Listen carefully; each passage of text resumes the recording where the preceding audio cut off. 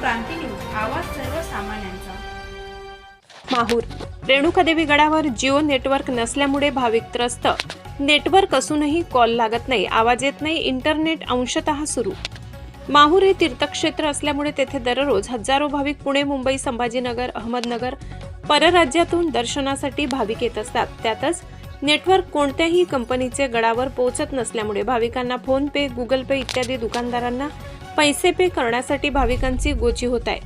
एकमेकांना कॉल लागूनही कधी एका माणसाला आवाज येतो तर दुसरा हॅलो हॅलो करत असतो, त्यामुळे भाविक त्रस्त आहेत। शहरांमध्ये ही समस्या बहुतांश भागामध्ये जाणवत असून काही प्रमाणात इंटरनेट सुरू आहे। परिणामी दैनंदिन व्यवहार, व्यावसायिक व्यवहार, शासकीय कामकाज तसेच आपत्कालीन काळात महत्त्वाचा असलेला संवाद एकमेकांशी नेटवर्क अभावी होत नाही।